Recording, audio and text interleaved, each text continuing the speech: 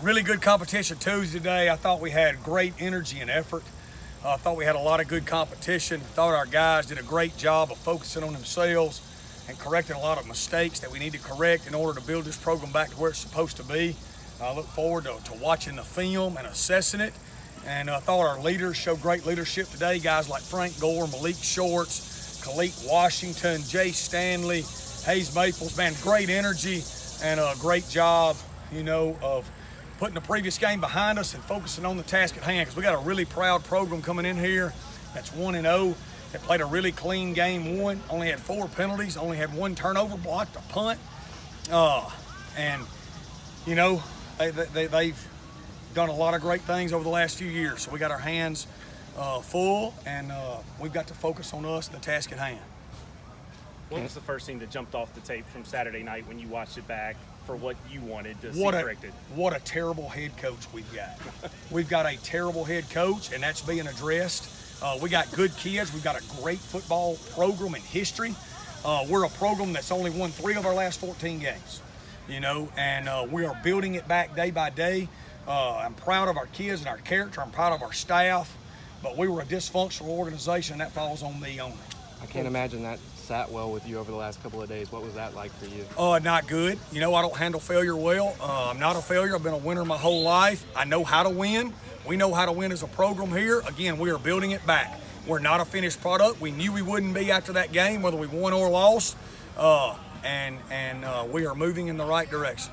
What was the most important thing you had to address in practice there as far as from coming in from Saturday night? Yeah, what a pitiful head coach we have. You know what I'm saying? And that's being addressed minute by minute with me. Do you expect much depth chart movement after that game and after today? I don't know. We'll see on the tape today. We had some guys play really well, particularly on defense, and on offense too.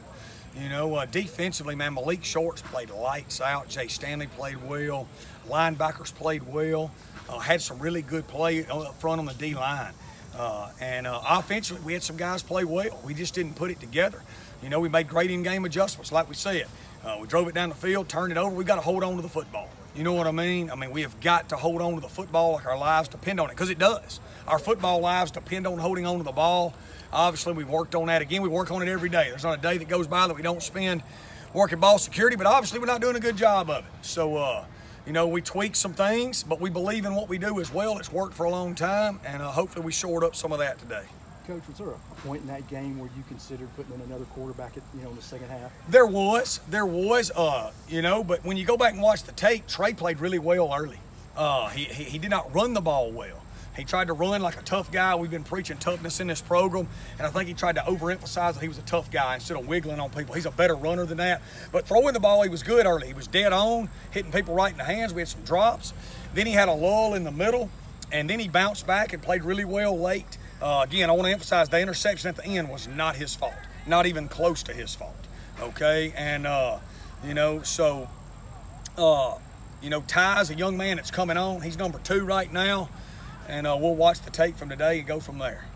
I have the numbers on, and I'll share it on the broadcast Saturday, but he's on his 6th head coach, if I'm not, Trey Lowe is, or 6th OC, maybe 7th head coach in his college career. Is that a part of maybe where he just needs some consistency? It was only his 4th career start Saturday night for Trey Lowe. Yeah, he did not play as bad as what everybody thinks, and if you come and watch the tape, there was a lot of things that people could have done to help him. Like I said, the last pick was humiliating, and everybody thought it was on him, and that's part of playing quarterback. But he had a perfect read. We were hot on an overload blitz. He makes the hot read to throw to the back, and the back don't look and catch the ball. You know what I'm saying? That's not his fault. That's the running back's fault, and that's my fault for not coaching better. So, he played extremely hard. He bounced back from extreme duress, and he made a lot of big throws. He missed some throws. He missed some plays he would like to have back. And we've got to get better at the quarterback position. I'm the quarterback coach, so ultimately that falls on me. Coach, could you kind of address your thoughts on the play of the offensive line, run game, pass game? Man, I thought, we played pretty good right there. Again, they've probably taken some heat from people, but some of those sacks were not their fault. Some of those sacks were quarterback's fault. Some of them were running back's fault. They were not O-line fault. They had a good plan with blitzing linebackers every play. We handled some of it. We ran the ball well early. Then we got behind and had to start throwing it a little bit. and they took the run away. They rolled the 8th guy in the box all game long, which is a great plan by them.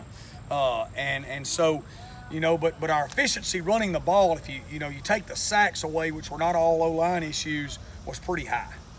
Coach, saw on game day, Bailey Brown wasn't on the game day depth Yep. chart. Was he out with an injury or? Yeah, he was out with something he's dealing with. You know what I mean? And we traveled the guys that we thought gave us the best chance to win the game. Specifically, what do you expect from Grambling? A really well-coached football program. Coach Fobbs, I've known him a long time. I've worked with his brother. Tradition-rich program, much like us. They had the COVID year last year, which wasn't a good year for them, but it was COVID, right? They had a great year the year before. They had La Tech beat 2 years ago. They played a really sound, fundamentally sound game one. And they played one game, so have we. They played really well. We played in a humiliating fashion. So right now they're a little better than us, and we got our hands full. Only one time in your head coaching career have you lost games back to back.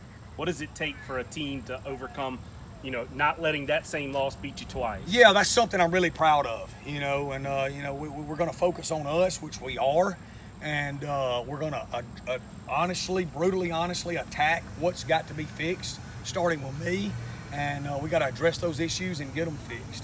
And I think we took a great step forward in that today.